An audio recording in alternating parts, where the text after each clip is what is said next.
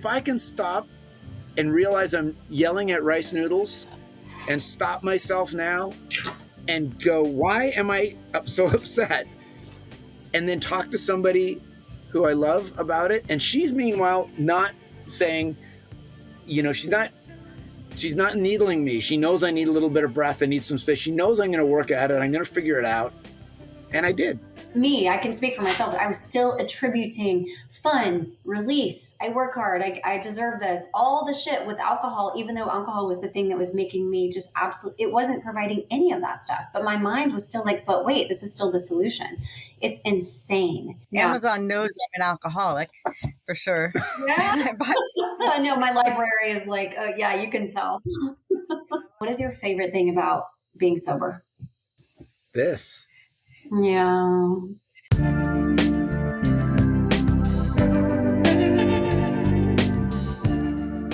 Hey, sober people and sober adjacent people. Welcome to I Have 12 Questions. I'm Amanda Patton, your host, the leading expert on nothing. However, I am in recovery and I love it so much so that I launched this podcast where we get to talk to people who are trudging the road to happy freaking destiny across all the different ways that people get there. So while this is definitely through the lens of recovery and sobriety, these stories and the themes that we'll be covering are universally human. So love, loss, grief, excitement, parenting, outside issues, purpose, God stuff, whatever. In the words of the great Ted Lasso by way of Walt Whitman, I want to be curious, not judgmental. So like I said, we'll be talking to people in recovery. We're going to be talking to experts and practitioners who help those people along their path in recovery. And we're just really excited to hear people tell their stories and to be inspired by them and to create a community of support for everybody in recovery and people who know and love people who struggle with addiction issues and whatnot. So anyways, we're so glad you're here and thanks for listening. Hey listeners, just a quick disclaimer before we get into the interview. These episodes may contain adult language and subject matter that's not appropriate for all audiences. Also, we are not doctors or psychiatrists, so what we share on these episodes is certainly not to be considered medical or psychological advice, just our own personal experiences, which we hope will be helpful to others on a similar quest. So that's it, and thanks for listening. Hey, sober family and our entire listener community. We have a really great show today, and I am so excited. It's also my first time ever interviewing two people at the same time, so let's pray to the tech gods that I can handle this and not make it a complete mess. But our guests are Will and Margarita, and we run in similar secular recovery circles, and I've gotten to know a lot about them just, through that. And I've been so inspired by their individual and collective recovery stories and the programs that they work and how seriously they take it while also having a lot of fun. And of course, their love story, which we're going to hear about today. So you can find more out about them online, and I can put all that in the show notes so that if you guys want to go, track them down, connect with them, learn more about their stories and that kind of thing, that'll be available. But without further ado, Will and Margarita, welcome to the show. Great. Hello. Great to be here. Thanks for having us. Yeah, thanks for saying yes. No, we're both good, I think. Are you good? Yes. Okay. She's like, I know you edit us down to look good, right? Right? Yes, absolutely. That's the beauty of editing. So I'm going to start out with an icebreaker. To both of you guys, actually, but like if you had a theme song, if your life had a theme song, what would it be? Right now, I would say the Incubus song Drive, because there's some lines in there about taking the wheel myself and choosing water over wine and and when I drive myself, the difference that it makes, I find my own light. I think there's a line like that in there too. So it just seemed really related to recovery for me. Incubus. Wait, hold on. Didn't you just celebrate 2 years on Wednesday? Yes. Tuesday, yes. Yeah. I'm sorry I missed that meeting because I knew about it and I couldn't make it because of work and I was kind of bummed. So congratulations. That's incredible. Thank you. Life is good. Yeah. Well, That's a solid answer. I didn't, I think when I think about my life, I always liken it to Born to Run by Bruce Springsteen, because God knows I ran from everything and I kept moving. Every time something would get just so, I was off to another, whether it be another relationship or another business I set up. And I'd like to think of my song, my theme song more like "Let It Be," because that's what I really need. That's where I really need to go. I need to be in the "Let It Be" mode, but there's a big gap between those two states of mind and states of being, and but I'm working at it. But I was definitely a Born to Run theme song for my life, for sure. I love that. I love both of those answers. And I always, when people give me answers later, I always go look up the lyrics and really study them. And like Incubus is always, their lyrics are always very cerebral and that. But Springsteen too, because he wrote about like real life and stories and like of real people, Yeah. But how we always, as people in recovery, almost always can connect the dots and see parallels across all forms of art with recovery. Like we can always figure out how that kind of matches up, which I think is cool. Oh, if we're looking for it. Okay. The love part. Margarita, how did you guys meet? Online, well, but it's not what you think. in Zoom meetings in secular AA Zoom meetings, in Montreal and Toronto, and then you talked about your Cincy meeting, so I started going to that too.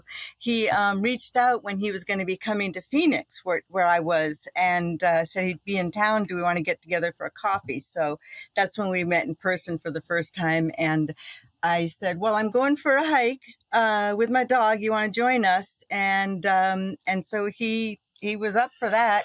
Turns out we're both morning people, and it was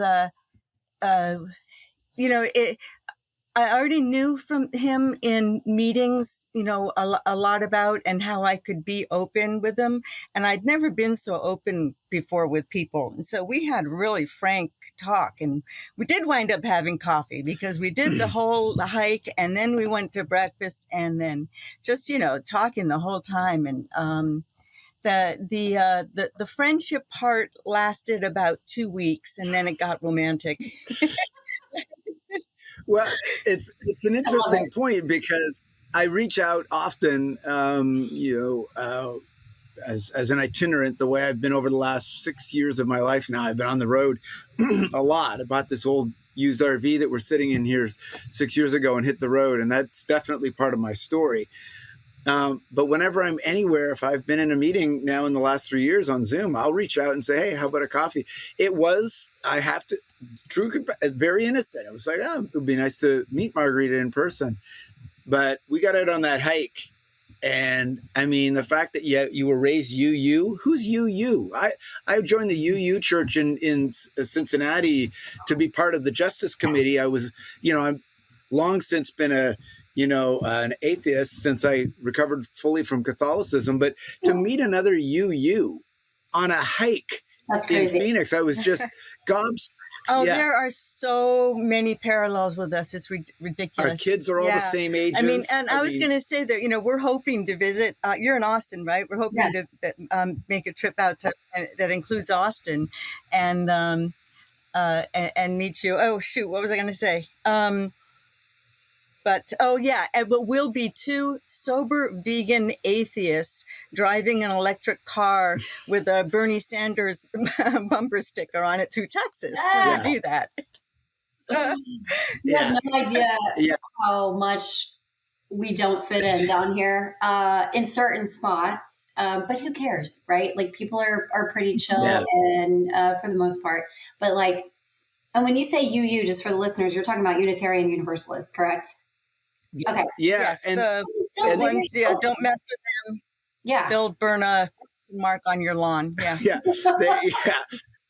Well, again, Amanda, on that hike, I just couldn't believe the download of similarities right away. I mean, Margarita mentions about being a morning person. That has just been, my lot in life and other relationships, being up way ahead of the curve in terms of anyone else. And I want to get the day started and to meet somebody that was out there on a hike.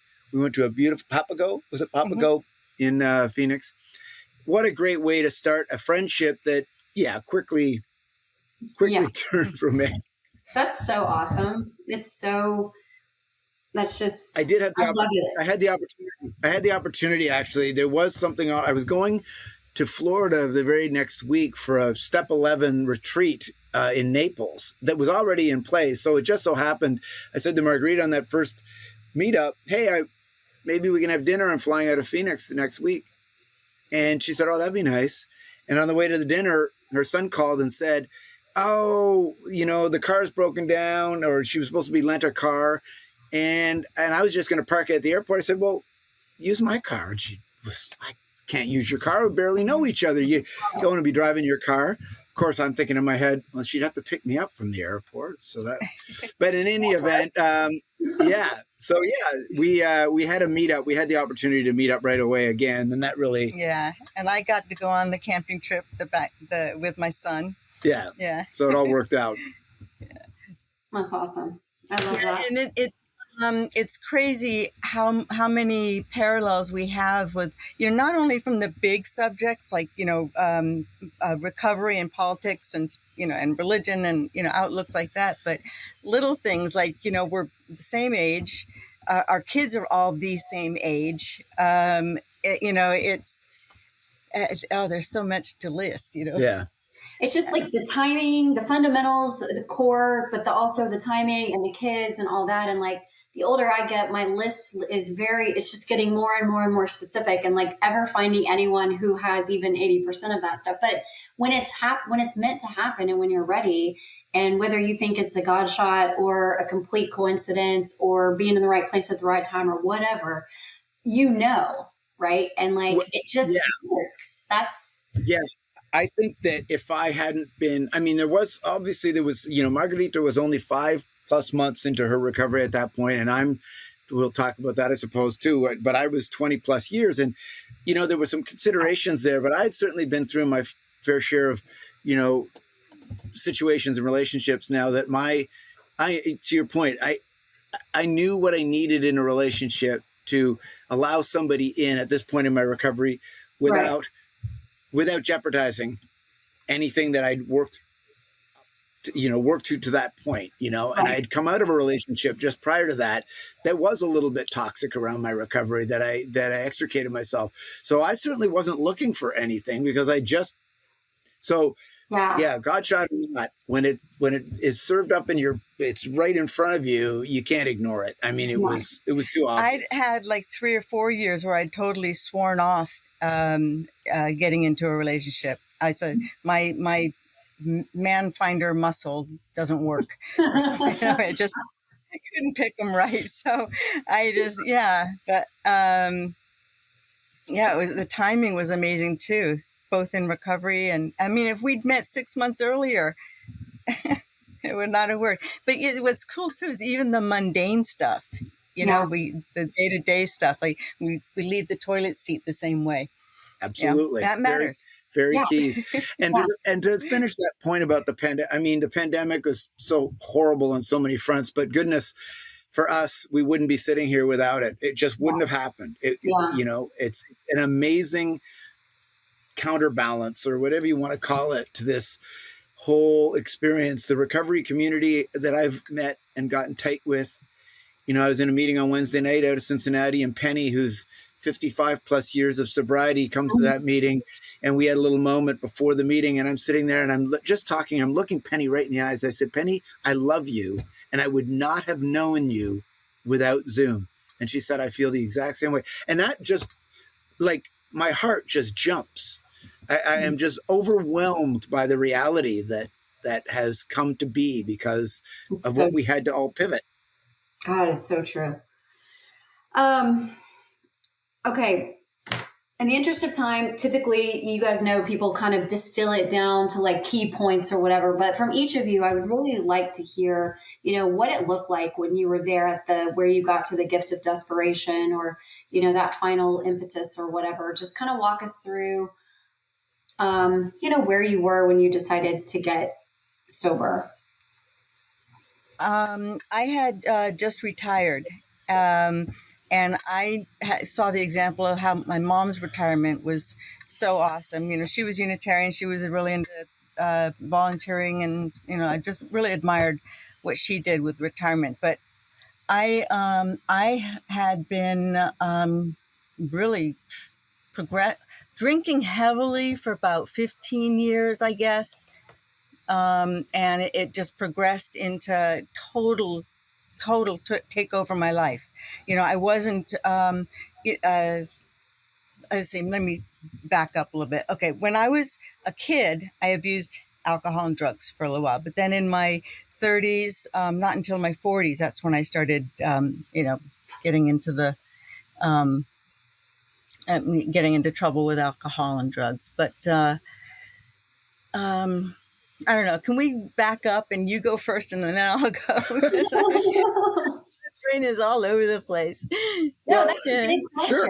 It's like, hey, can you tell us your whole life story, like in 5 minutes? Yeah, I know. Okay, let me just. When I as a teenager, abused alcohol and drugs. In my 20s, I backed off, had kids in my 30s and raised them. Also single mom. I had three sons, and amazing boys. Yeah, they turned out great. They loved their mom, and they lived near me, near us in I love Phoenix that. area. Anyway,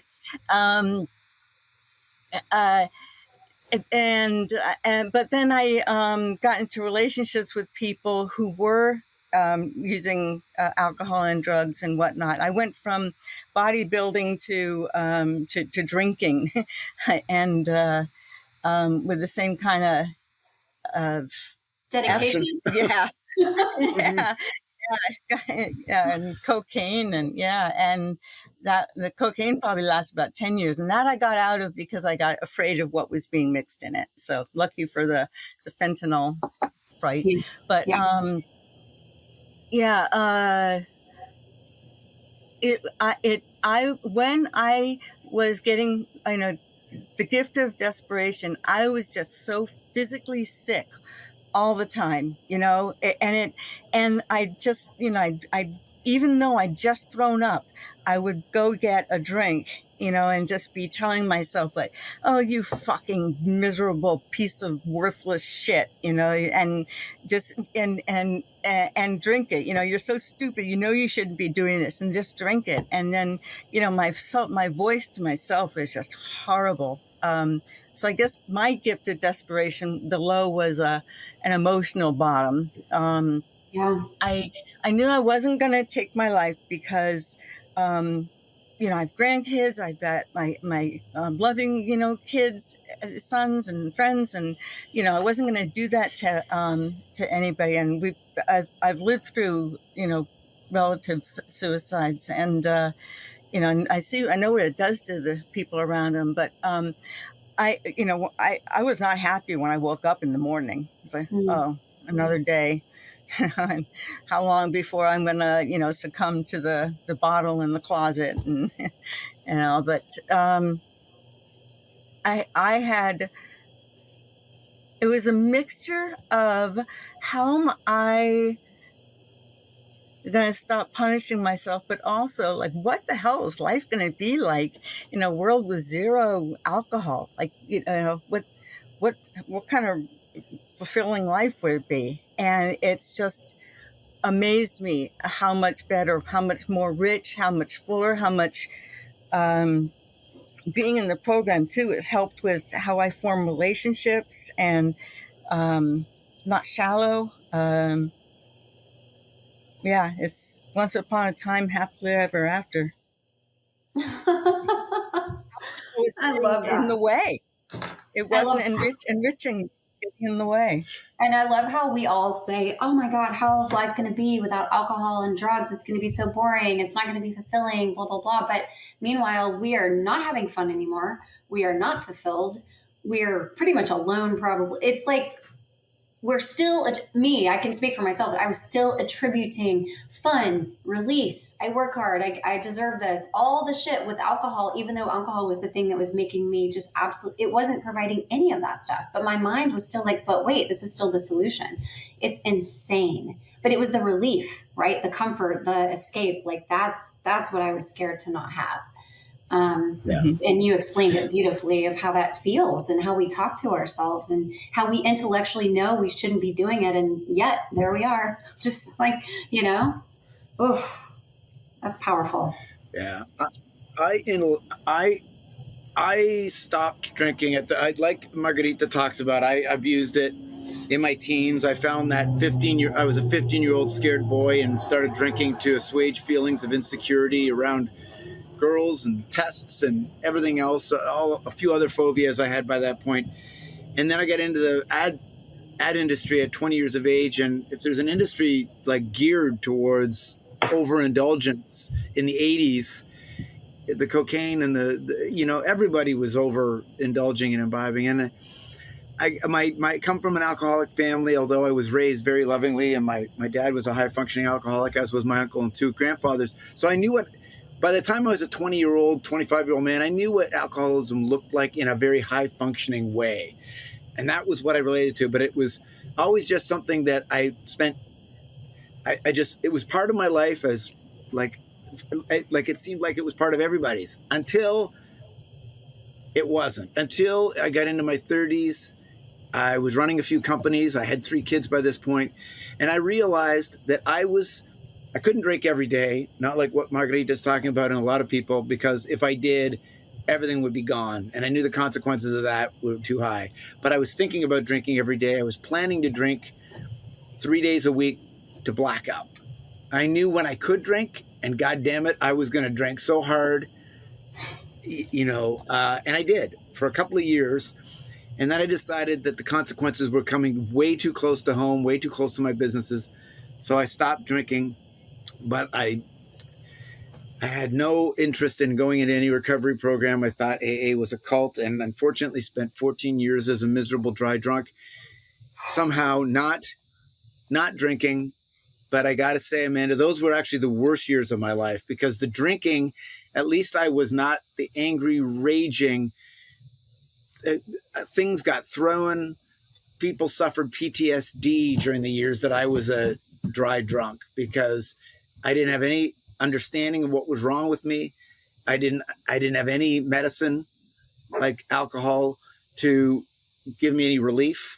I had a double life then. I was running around. I was cheating, manipulating, getting too hard into fitness and worrying, just looking for other external things to try and help deal with these underlying and unknown to me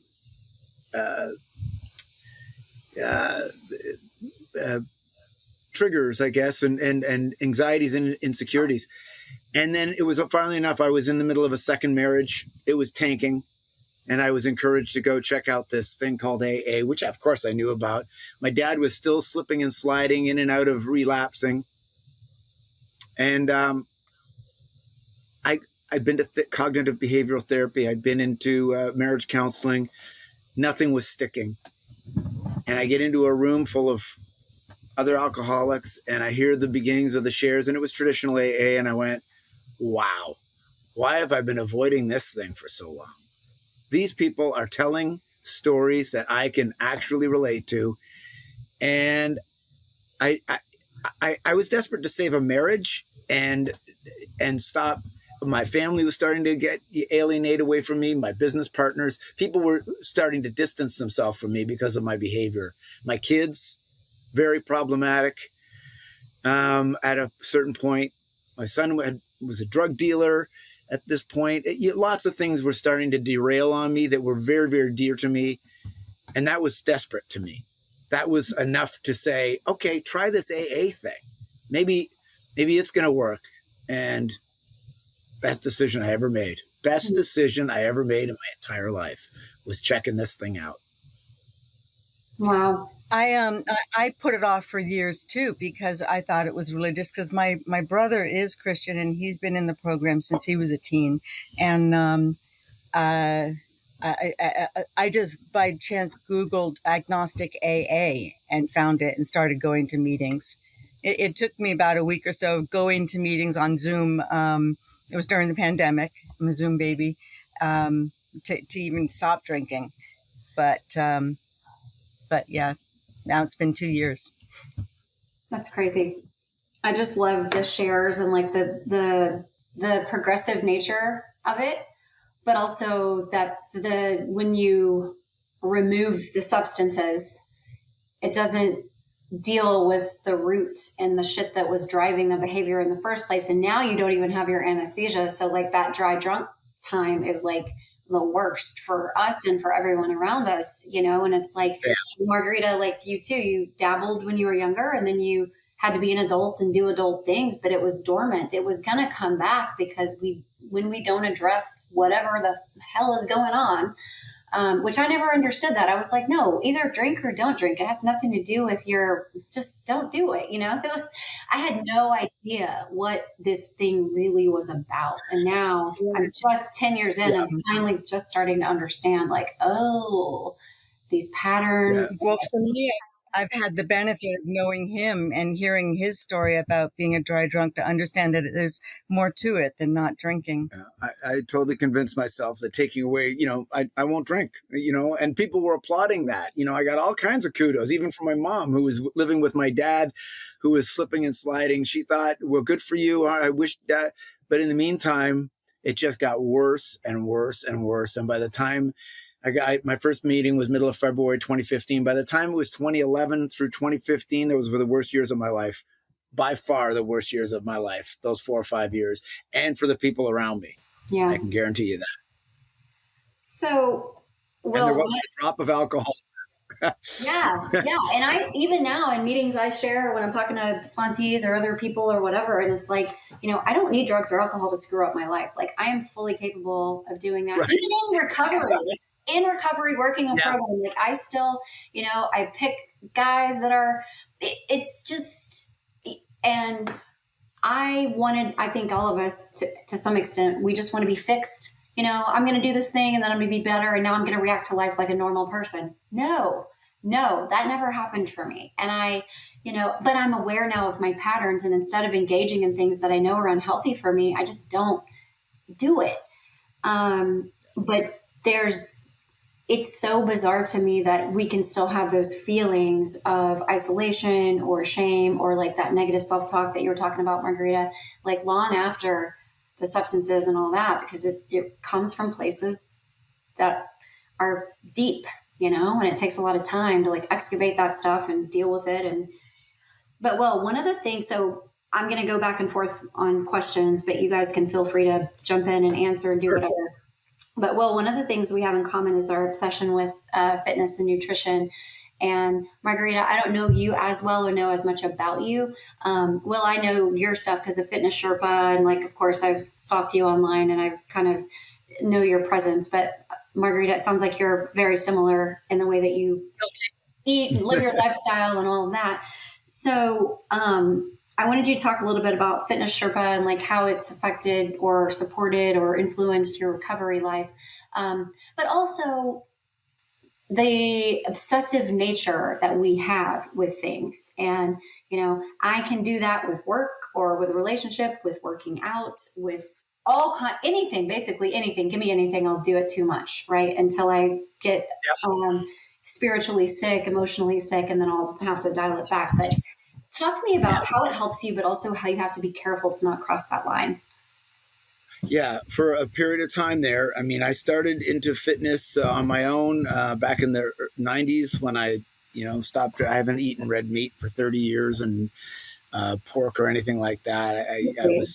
I was a very overweight 30-year-old man, 205 pounds. I'm 140 wet now, and I was 205 pounds and very out of shape and only 30 years old. And So I had to figure something out, but it was all for me. It was all about me. And that was during my drinking years. So I could only get so fit.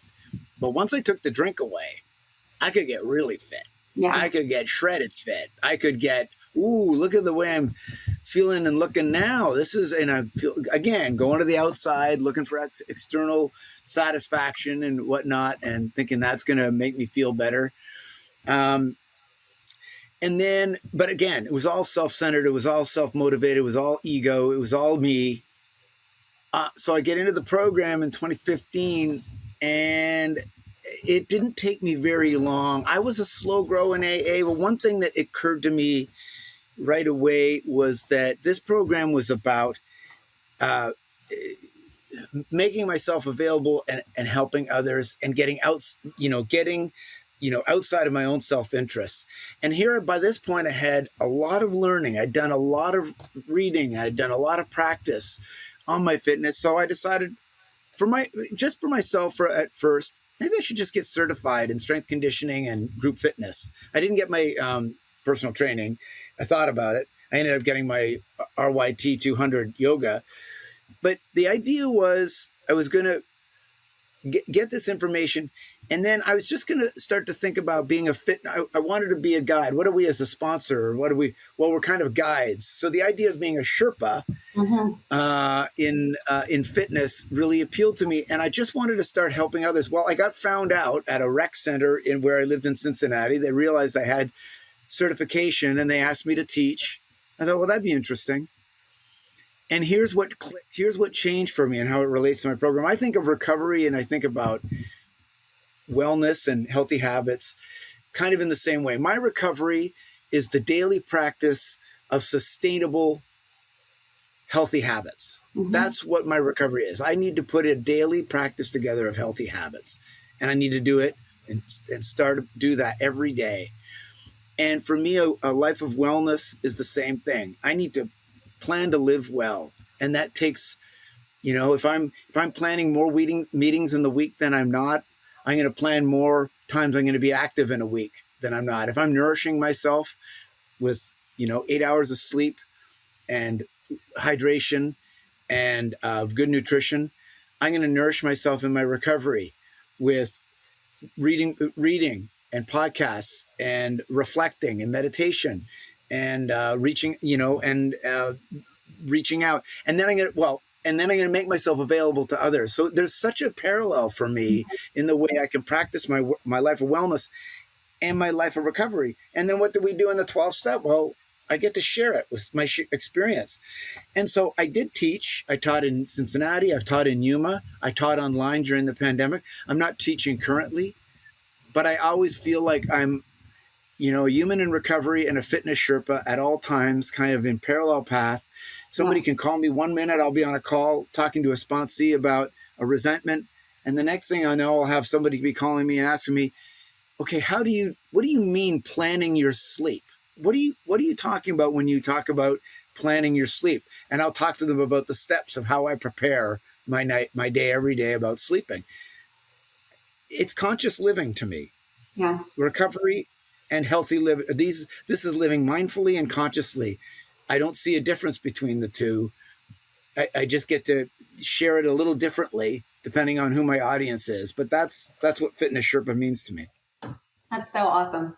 It's so awesome. And there are so many parallels, and the repetitive nature of it and the ritualized, with still being flexible, and life happens and you're not always going to be able to execute everything according to plan, but like having that scaffolding, I always call it, it's just like, they reinforce each other, your fitness stuff and and if I'm eating like shit and I'm not getting enough sleep and I'm not doing this and I'm not doing that, then like my decision-making, my moods, things are impacted. I might make a bad decision with the HALT thing. And it's just all connected to me too. Which it's, we talk about that. Yeah. We talk about minding the obsession of it too. Sometimes we can, sometimes we can, it didn't work out today. Okay. But, and we're there to support each other in our obsessions, because yes, we have both spent times in our lives when we were working out 6-7 days a week, couple hours a day. Like, but we're 60-year-old people now. I say to Margarita, we're 60 years old. We, we're living a good life. We're keeping active. We've got balance. That's the most important part. And you guys we look can do like that together. children. You look so vibrant and it's just inspiring, and it's also, that rigidity. I've got to be really careful of that rigidity in any area of my life, because it makes me feel safe. When everything's planned and I know what's going to happen, I feel safe, which is a false sense of security, because then life happens. And if my routine gets messed up, I used to just spin the fuck out. And now Oh, yeah. it's like, okay, or you didn't work out, you're a piece of shit. What's wrong with you? What's wrong? And all, it's all connected. And now I understand this flexibility of like, okay, like it's not the end of the world, but sometimes we have that all or nothing, mindset. And so I structure, yeah. I remember being like so obsessed with like, when hiking, I'm not just hiking. I have to be able to keep up with the guys, I've got to be the top notch everything, weight training. I even had in my mind, my ego going like, other people are thinking, oh, she's got good form. Yes, she knows what she's doing for a lady, in yoga. Oh yeah, she can do I've got all this external stuff about having to be the best and like Guinness World, whatever records, drive my ego, and it's really helping me now look at that and have a with a relationship for how I'm looking at recovery, and just where is that coming from? Yeah, it's huge. And that gentleness, that kindness, that compassion, and that, wearing the world like a loose garment, like our literature talks about, of like, but it's so hard because I want structure, but I also want to be flexible. And there's this line that I can cross into rigidity where it's like measuring food and this and that. And it's just, was a time for me where it was like a science. And it was almost like if you didn't do it exactly perfectly, like your entire life would fall apart in that moment. And that's such a lie, but that's addictive. It's that, whatever that is, I don't know what it is, but nowadays, well, we're we're aware. Yeah. And we're vegans too. And so, I've been now for going on 9-10 years. And when we're traveling a lot, there's a lot of considerations to make when you're an itinerant, when you're traveling and you're vegan. So, but again, like you're talking about, if somebody puts fish sauce one day by accident in my pad thai, I'm not throwing it back at them. I'm just like, I'm not going to be a Nazi vegan. I'm not, there's honey. There was a honey in the vinaigrette. I'm fine. I'll be fine. Okay. I have to put the loose garment on in those moments, because God knows there was a period of time when, salads went back. Yeah, but it's also it's that perfection, right? We just, like it says in the book, we demanded perfection, and we know you wanted perfection too, or whatever the thing is, right? And it's getting away from that and just saying, am I making progress? Have I made progress? Am I moving in the right direction? Type of deal, as opposed to expecting you've got to be the best. And I don't even know where that comes from, but it's exhausting and it's impossible too. It's not sustainable. Like you said. Right. How do you are these things that we can sustain? So Margarita, the sustainable part is very key. Yes, absolutely. Sustainability is the key. If we set ourselves up, and I talked to sponsees about this, if you set up, like, I'm a little worried about sometimes 90 and 90. Okay, I get the idea of 90 and 90 as a principle, making your best efforts to 90 and 90. But if you miss meeting number 36, that's not a do-over. That's just like, come on. And some people though would go, oh my God, I'm just meeting 36. I'm going to relapse now. It's such a harsh, and I think like making allowances, like I'm a vegetarian, so it's a lot easier for me to find food when I'm like on the road or doing different things or whatever. But my daughter and her partner are strict, like militant vegans. And they basically like run around the world with like, a garden in their backpack or whatever. Like they have all their little, all their little things that they have to have and their homemade snacks and, whatever. But but also being flexible to where we don't have to take our perfection or our rigidity out on other people in the world, which exactly comes from a place of That's ego. it. So, Margarita, when was the last time you thought about drinking or using, or maybe you just had a resentment or a traumatic memory, just something that made you wobble?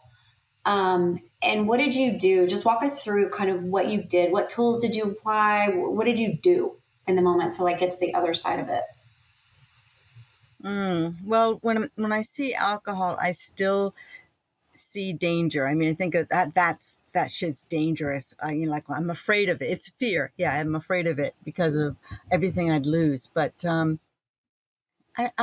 what was interesting, one night I woke up in the middle of the night and was jumping out of bed because I was having this memory from that involved my family and guns, and it was very traumatic. And I was I was a kid, but I was feeling guilty about my role in it. And I went to jump out of the bed, like I could get away from the feeling, and if there'd been alcohol in the old days, I would have jumped to the bottle for that.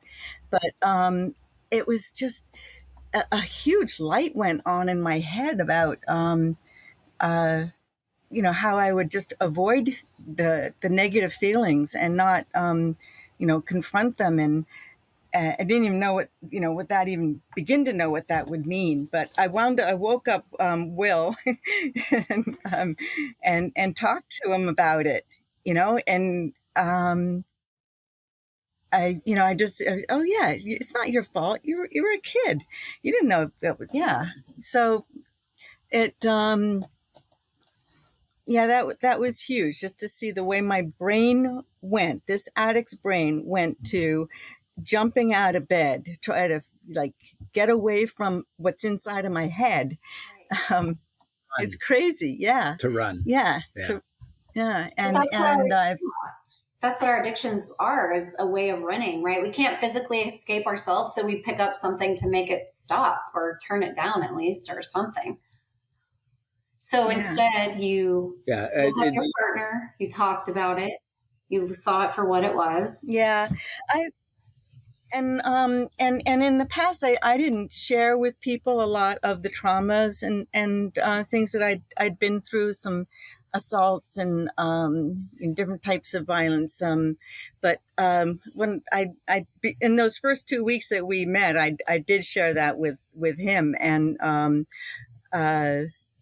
he cried. I'd never seen that or expected that from someone else. It melted me, and it helped my own self-esteem too, because I'd always thought of myself as damaged, broken, and something's wrong with me. That's why people treat me like that. That's why these things happen, but. Instead, I got compassion. That's so sweet. That makes me feel emotional, because I don't know if guys are the same way. I know as a woman, but I just never wanted to be a victim. I didn't want to call myself a victim. And so if I didn't acknowledge that what happened was an assault and was wrong, then I wasn't the victim. And I wasn't going to tell anyone about it, because I was beating myself up for having allowed it to happen in the first place, because I must be attracting this. Maybe I deserve this. Everything that you're talking about. And you hold all that shame and you carry it. And then we make decisions from a place of shame, from a place of fear, low self-value, blah, blah, blah. And typically we attract men who want to continue that cycle. And that feels comfortable to us. And so anyways, I speak from experience, but when you finally find a partner, who not only hears you and sees you, but actually feels your pain and understands, and instead of saying, what were you wearing? Where were you? How much did you had to drink? Yes, right? The victim blaming bullshit. Exactly. I have heard those exact same questions. You too, huh? Yeah. Well, what were you why were you running there? What were you wearing? Yeah. Right. Right. So it's like, I'm sometimes blown away. I grew up with a sister, I have a loving sister. I've got a great relationship with her. I think she taught me a lot when I was young man, even though I had my own insecurities and whatnot. But I've always had it, and she had cancer very young, and I would escort her to her chemo treatments, and we'd go buy subs on the Subway shop, and then she'd have something to throw the bag. She'd eat it, go in, get her treatment, come out, and she'd throw up into it on the train back to her. And I think I was lucky in that respect. I saw the way my dad treated my mom. My dad's one of the most loving men in the world, and mom passed last year, and I watched that relationship, even though through all the trials and tribulations of what my mom kicked him to the curb for 6 months during his worst drinking years in the 90s, but they survived it, and they were married pretty much 60 years. And I've never understood when I see men or I meet men that don't have an understanding of the female experience, and they're oblivious to it. To me, it's like racism. If you can't understand the way racism is systemic and the way it is in the world and the way that the gender gap, and if you can't understand that and appreciate that, you're asleep. You're walking around unconscious. I think I was lucky in my upbringing from both of those fronts, having a close sister and having a loving parents that showed me the example.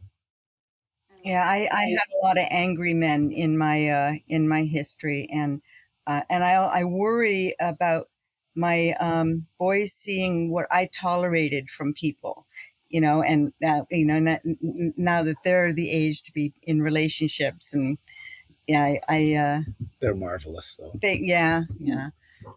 I hope. and you've changed your patterns, and so hopefully this is the example that they draw from, and this is what. And they love Will. Yeah, that didn't happen before. Yeah. When we got engaged, they heard about our engagement, and the two younger ones immediately wanted to take us out to dinner and celebrate. By young, I mean 29 and 27, but they wanted to come out and take us out to dinner right away and pick up the tab. And I was just so overwhelmed by that showing of care and love. I know they're happy. Oh, and the grandkids love Papa Will. Oh. This is like dream. This is like relationship goals. And I think too, that when you realize that your recovery is it's like the crux of breaking cycles, rewriting stories, changing futures of your children and their children, because now this is the example we're going off of. This is the family dynamic and the ancestral wounding or whatever that we're healing, and we're going to move into a different, but none of that would have happened had you not gotten into recovery, most likely, right? I would have had, I still, until I got into this relationship. No, in my last relationship, I had a much better understanding of boundaries, the boundaries that I never respected during my second marriage or my first marriage. I was, overcompensating and always manipulating and always controlling. I was out of that fear, and it just. I was power over in my relationships prior to the one before Margarita. And during that one, I understood boundaries, and I understood taking influence. That was a big area for me that I never understood or really respected in a partnership.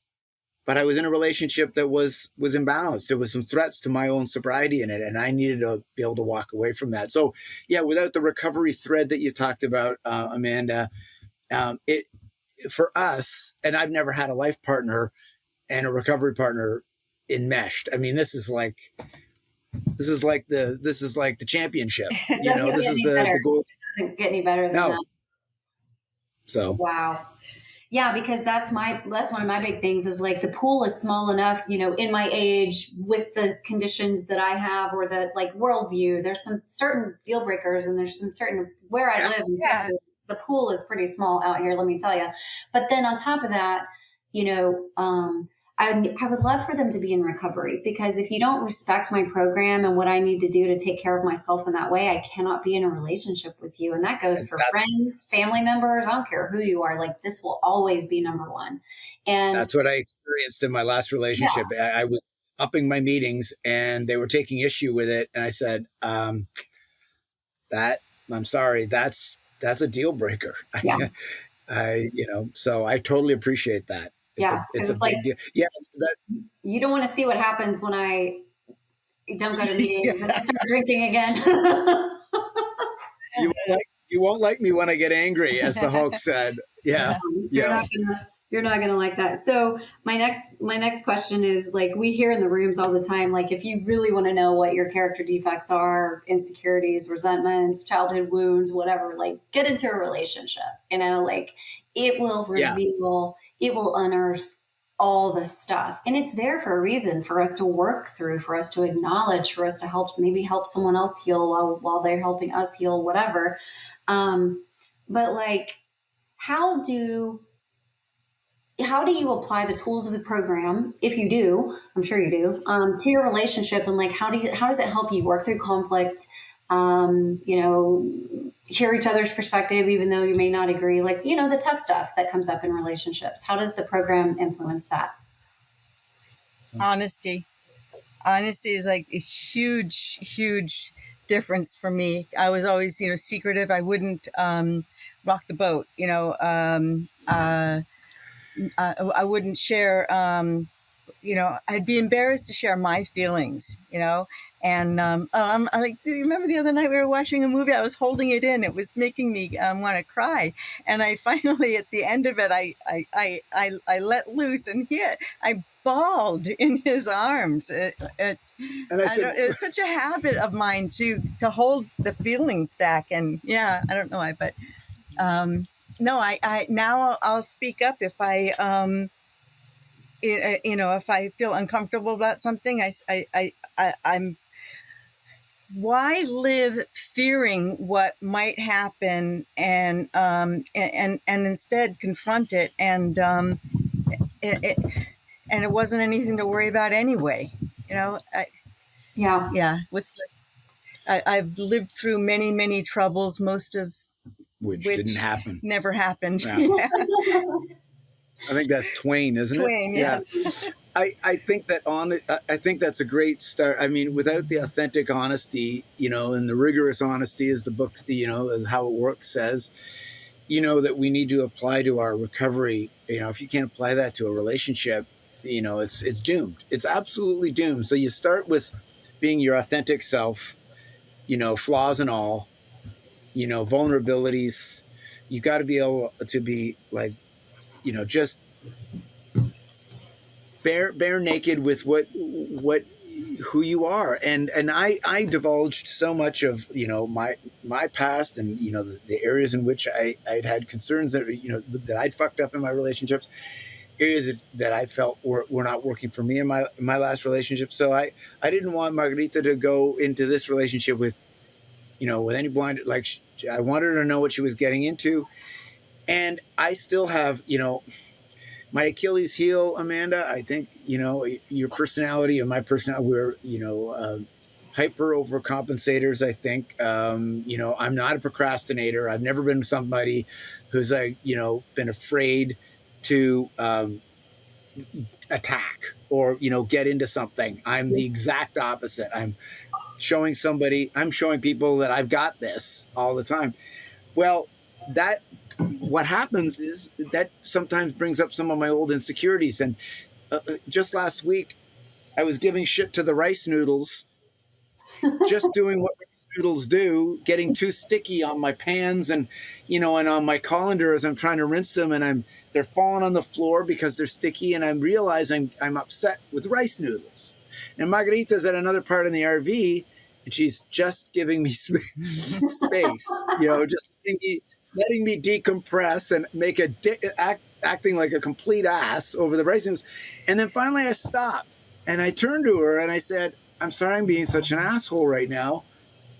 I think what it is And I divulged a bit of insecurity I had about some meetings and my role in them coming up, around my car wasn't working and not knowing it. I said, these are irritabilities that are making me, uncomfortable right now. And I'm thinking about them.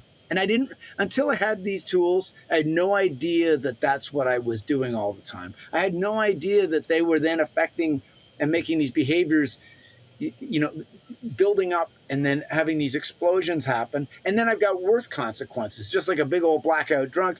If I've raged on people, then I have to deal with that, collateral damage. So if I can stop and realize I'm yelling at rice noodles and stop myself now and go, why am I so upset? And then talk to somebody who I love about it. And she's meanwhile not saying, she's not needling me. She knows I need a little bit of breath. I need some space. She knows I'm going to work at it. I'm going to figure it out. And I did. And that's the thing. It's never the rice noodles. It's never traffic. It's not your mom. It's not your mom. It's not your boss. It's like some shit that we don't want to look at or talk about. But if we're aware, and my therapist and sponsor, and I've had a lot of people in my life have been like, what's underneath there? Like, what's going on?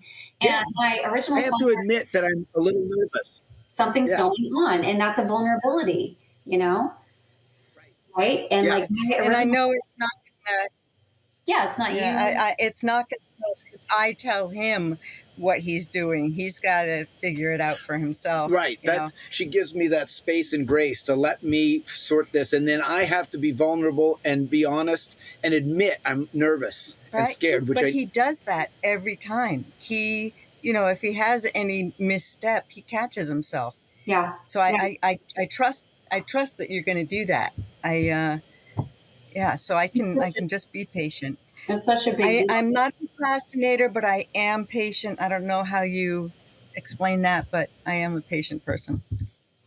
That's good. And I think too, as you evolve and you've got that awareness and to ask those questions. And my original sponsor used to say that I pole vaulted over mouse turds. And it was funny because if it's a 2 on a scale of 1 to 10, like I am just spinning out. But for a 10, I'll have no reaction whatsoever. My emotional regulation, my ability to like react appropriately with my emotions I didn't know how to do it. And so really big life stuff, I was like, nah, it's fine. And then something like a rice noodles, I was like, this fucking, That's it. Yeah, and it's pole vault over mouse turds. Total out of whack. It's not the elephants in the room. It's the gnats. It's the little bug bites that are there's a big elephant and I can handle it. I have no big problem with it. But oh my God, the mosquito bite. Yeah. But now totally relate. We can see it. When I have a reaction to something that isn't reasonable, I'll be like, oh my God, what is going on with me? And I will journal. I'll go to a meeting. I'll call somebody. Like I'll really take a second to be like something. But it's the awareness. It's learning by trial and error, pause when agitated, all the stuff that we learn. But when I see 1 + 1, just one more question. 1 + 1 in that effort that you're talking about. Think about this. You're doing that on your own, which is all great, and you're calling somebody. But imagine doing that with somebody you love and adore, who's giving you the space and grace and the love in return, and the compassion and the understanding. It's like the exponential value of that in our relationship and in recovery. I would have never, I can't even quantify that. That's my dream. That's literally my dream. Like I've been manifesting this shit for years. You have no idea, but it's like, I know it will happen. But it's rare, it's a rare thing to find that. It's timing, it's all the different things. But like looking at you two, and I think about like, oh God, we are so complicated. Alcoholics and addicts are so complicated and layered and complex emotionally. And so like, do I really want to deal with that? Can I really deal with another one of me, like in a relationship? And then, but also we have these tools in this program and, that you work together and separately, I'm sure, and you have your own things going on. But to your point, like having that support, but also a partner that trusts you and respects you and knows that you'll get there on your own. It's a lot like having adult children, where when she asks me for advice, I don't tell her stuff. I just listen. She will figure it out. She already Yeah. knows. You just have to listen long enough for them to answer their own question. She doesn't need my input. She just needs me to let her do what she needs to do. And I can bear witness, I can support and encourage, but I don't need to fix it, which was my big problem my whole life. Was I thought it was my job to fix everything, and I couldn't even deal with my own stuff. So when you guys are, when I see y'all in Zoom meetings, you're joining from like all over the world, which is awesome. And I love that. But how is it traveling in recovery? Like, do you guys just go to a bunch of Zoom meetings? Do you pop in locally when you're in different countries? Like, what has that been like? Well, mostly it's been Zoom meetings. We're really lucky right now that we're 10 minutes away from a secular meeting once a week that we are going to here. And we have been to a couple of when we were in Toronto, but otherwise mostly it's Zoom. But the really cool thing we get to do is we meet the people on Zoom, and like he did to me, hey, we're going to be in town. Let's get together. So like we've had get-togethers with small groups of people in Cincinnati and Montreal and Toronto and Vancouver and Phoenix and Cornville in San Francisco, Los Angeles, Cottonwood in Mexico. Mexico. We get to meet these people that we're already love, that we've only seen in little boxes. It's amazing how that happens. But I have so much love for these people. And I have love for you, Amanda. I would, if I saw you, you would get such a hug. I have so much respect. I've learned a lot from you've shared really great insight too. Anyway, and I'm grateful for you. Thank you. It's been wonderful. And I'm already looking forward to, we've got to do that music trip we're going to do. We want to drive through different cities for their music, like New Orleans, Memphis, Nashville. Yeah. And so I also want to, hopefully we'll plan it when your daughter is around too. She sounds interesting. But I've been doing it. I've been traveling now for about 6-7 years. When I stopped working full time, that was another recovery epiphany for me in 2017. I needed a sabbatical. This was right near the end of my second marriage, and I have a phenomenal relationship with my ex, both my exes. Margarita's met them both. My second ex has my dog in Cincinnati, so we'll see them when we're there. And but I needed a break personally and professionally in 2017, and that's when I got this RV.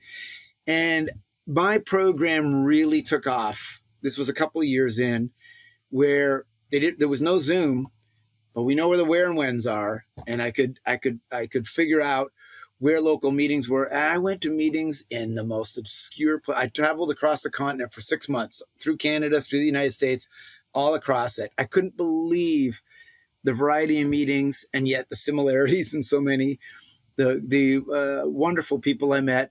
And it really opened up my whole concept of the program. So yeah, we can go to local meetings. We're going to a roundup actually at the beginning of July. My sponsor, Joe C., is one of the keynotes in Langley on July 7th or 8th. July 8th. Beth H., who wrote the book, We're Not All Egomaniacs. She's from Arizona. Yep. She's a guest speaker there. So we've got tickets for the roundup. So not only do we get to go to the roundup, but then one of Margarita's fellows who's in Whidbey Island in Washington, she may come up and meet up with us. And so, for us, travel is not limiting. In fact, it's expanding our recovery circles, because we can take the people that we've met on Zoom and make them real and get real hugs. Yeah, get real hugs. That's so cool. Because when I remember I was sober a few years, where I got sober originally in Houston, Texas. Then I moved to Denver, and I was terrified. I just was convinced that I couldn't stay sober. That's my club. These are my people. This is my sponsor. And it's, again, back to that black and white. Like, if I miss meeting 36 out of 90, like, I either have to start over, I'm going to relapse. But I didn't know that, like, this is everywhere. So now when you travel internationally, or I'm in Holland, or I've been in Boston or Ireland or wherever you are, and you just pop into a meeting, and it's like the coolest feeling ever in the world to know that we all read out of the same playbook essentially, and that people have never met you at all and they love you already and they're there to support you and you would support them, and or you see somebody get their chip that you've never even met and you're like, you know, Yeah. it's a weird, cool thing. And I've never found that in churches. I've just never been a part of that kind of community wherever. And look, I know there are unhealthy meetings, there are unhealthy people in the program. Like, I get it. But all in all, we can go find our people and nowadays, especially with Zoom, I mean, that's just a whole nother, so many people came into recovery because of that, because they never would have walked into an actual meeting, you know? Yeah. Yeah. I describe that too to the Zoom babies. I go like, no, I didn't get to cloak myself like in Star Trek and like slide into the meeting and then sit at the back of the room. And no, there was some dude standing there. Hey, how you doing today? It's good to see you. Is this your first meeting? Yeah. You just want to die. You know, it was a nightmare. I know when I walked in that Houston club and they were, you know, this old timer. I sat on the back and cried the whole time and was trying to avoid people. And he was like, introduces me to this lady and says, this is your sponsor. And she's like, you call me every day for 7. She goes, you call me every day for 7 days. And if you can pass that test, I'll work with you. And like, I literally walked out of there with a sponsor and all these people trying to get my phone number. And I'm like, this is fucked. Like, I don't want to, this is weird. I don't want friends. I'm not trying to make friends. I'm just trying to stop getting arrested. Right. Literally, that's all I'm trying to do. Yeah. And now it's like the best thing in the world. And then when we see a newcomer come in, you want to talk to them, you want to say, welcome home. You want to, you know, exchange numbers, and you see the look on their without overwhelming. Yeah. Mm-hmm. Yeah. Without overwhelming. Yeah. Yes. They're looking like, oh my God, what have I? Oh yeah. So I'm curious to hear a couple more questions because I know we're up on time, but like, who do you guys like read or follow as an inspiration? If you've got like I know for me, Pema Chodron, like there are certain people that just really speak to me and help me. So whether it's recovery or otherwise, who's like a guru or a teacher for you guys? Well, Eckhart Tolle was like my first dose into my understanding of what my ego was doing to me. I had no concept of the fact that the past and the future, where I was longing to be in the future or loathing in the past, was keeping me out of the present. And that the ego, like the present will kill my ego if I can just stay with it. And Thich Nhat Hanh, the way that he writes about, you know, just focusing on the smallest details, even when you're making the rice noodles. I was thinking of Thich Nhat Hanh when I'm like, I'm not being very monk-like. I'm not thinking like a monk right now if I'm hurling the noodles, right? But like, you can kill those feelings of like those insecurities or whatever if you can stay present. So, you know, I get a lot from those kind of books. I get a lot from people who have gone through great journeys in their lives, like Maya Angelou. I've read all her books, and I'm just, her autobiographical novels to me are a mind blow to see her life in progress. Or, I read a lot of autobiographies, and then I like the books that kind of give me a lens for today. Like I'm reading a book, Robin DiAngelo on white fragility, or, my daughter's queer, my eldest. And so like being aware of the lens in which I was raised, and then being able to see all sides of, when it comes to LGBTQ plus struggles in community, or the struggle of the marginalized communities. I like reading a lot of, but I'll read things like by Naomi Klein or by Sam Harris. I mean, these are people that I love. I love all these authors. They awaken me, and but they're very, I usually got 2 or 3 things going at once because I probably have ADHD. So there's that. But that's my experience with reading. Yeah, basically we're searching. I don't have just one that. Yeah. Amazon knows I'm an alcoholic for sure. Yeah. No, my library is like, you can tell. A lot of that, yeah. But that's reading a lot of different things. Yeah, I couldn't name just one place. Yeah. And I think too, like on social justice issues or any of that type of stuff and making sure we're being sensitive to other people's experiences and all that, like that's something that, you know, in recovery, I've always been a bleeding heart and all that kind of thing. But like if I was wrong, it would be really hard for me to say that I was wrong or that I had biases or whatever. Whereas Yeah. when you read Yeah. White Fragility, like I don't care what side of the political spectrum you're on, it's hard. It's uncomfortable because you realize, holy shit, I actually do have biases. And I thought I was such a good, and you know, middle-aged white liberal women are like sometimes the biggest problem of all, right? Which was also brought to my attention by my friends of color. So it's like, but my ego would have never, you couldn't have told me that I had biases or that I needed to look at something from a different perspective because I'm a good person. Like, you don't know me, right? And now I'm like, Well, oh, what's my right. part? What's And my that's that's the narrative. Right now I'm reading a book called White Women that's from women of color to white women in it. Yeah, it points out exactly what we're doing and making things worse. Yeah, one of my black friends brought that to my attention and I was like, I felt attacked and I'm like, I'm on your side. I'm the good one. Right. And I get into it, and it hurt my feelings for sure. But I didn't let my ego, because it wasn't about me. I needed to hear what she was saying. It wasn't about how I felt about it. But it took me a second. Same thing can happen. Same thing can happen. Yeah, when I'm dealing with my eldest and the understanding what's problematic in just the way I say certain phrases about people like that would make somebody who identifies as non-binary and so forth uncomfortable. I'm like, excluded. Really?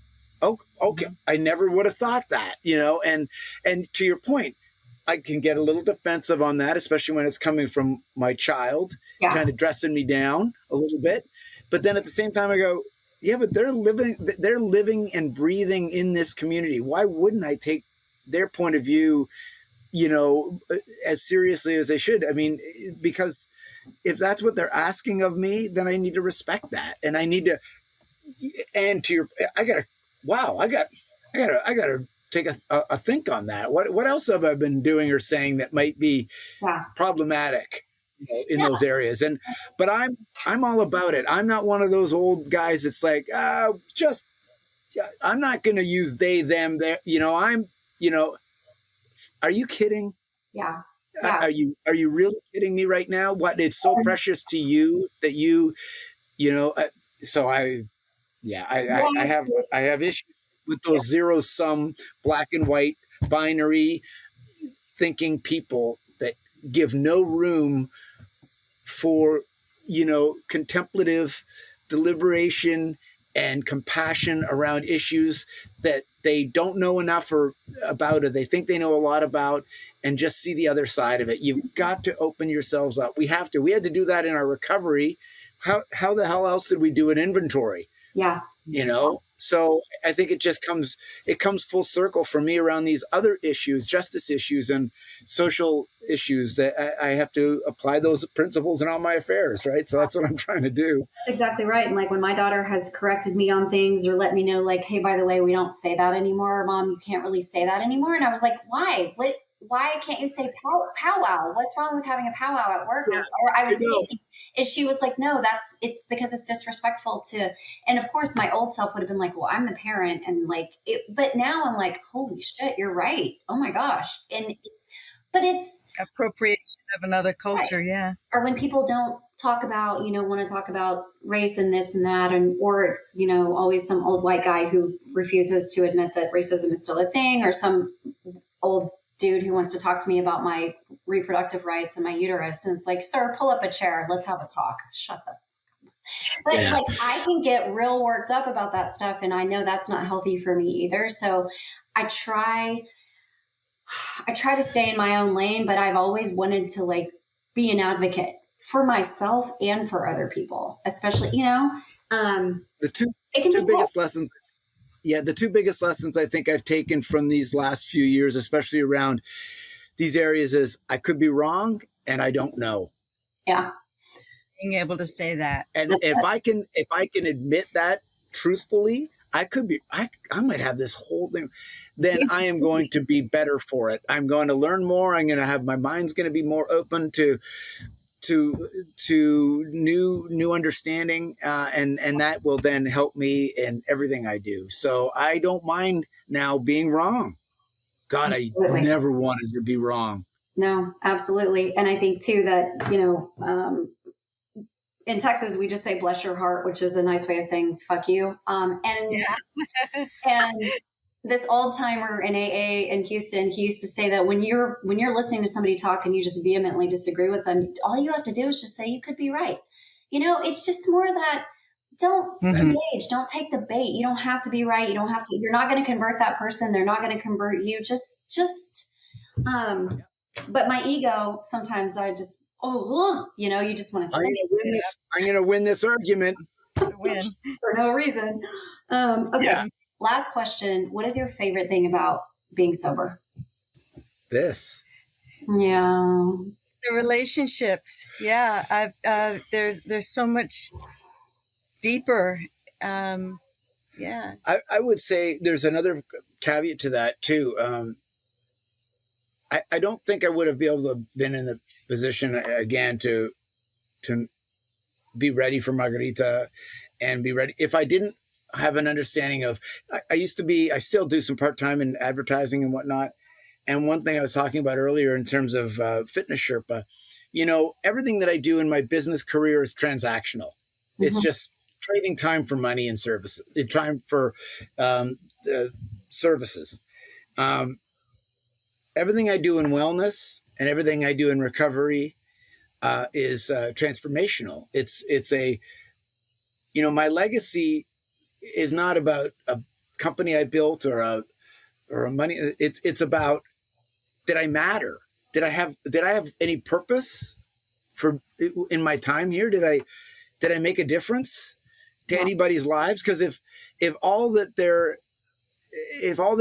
I'm attempting to do is try and be remembered for certain accomplishments and that were based on transactional relationships, who gives a shit? Right. But if I can, so my thing is develop, really transformational relationships. And I found that in recovery first. Yeah, for sure. Yeah. I have some great colleagues in the ad business, but but they were never as deep and as meaningful as the ones that I now have here.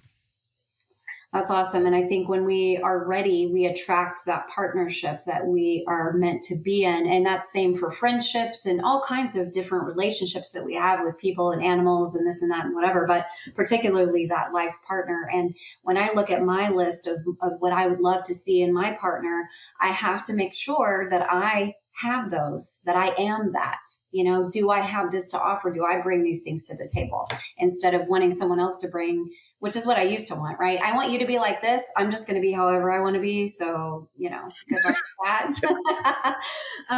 And so I think that's a big part of it too, is like, there are lessons to be learned and things that have to be worked through before we're ready. Like you said, before you could be ready for Margarita, you had to learn things, you had to experience and work through stuff. And some of it was shitty. And like, that's just, it is what it is. Right. And Margarita had to go through what she had to go through. The timing is just amazing. We're so lucky.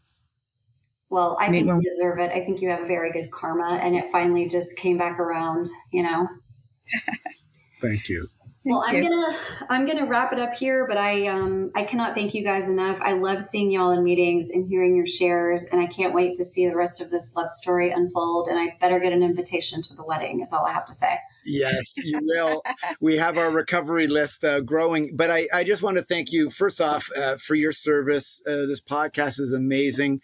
I know Joe C said it when he was on your podcast too, just welcoming more people and more voices into the recovery community. And we have loved meeting you and getting to know you a little bit in the meetings that we get to see you in. And we hope we can see you one day in the flesh and we can actually give big hugs in person. But we really appreciate you and thanks for the invite. Thank you, guys. I really enjoyed listening to your podcast. So if anybody hears this podcast, hasn't heard the others, go listen to the others. They're great. Thank you so much. And I hope I get to meet you guys in the future, and I'll see you in the meeting on Sunday. Yeah. Absolutely.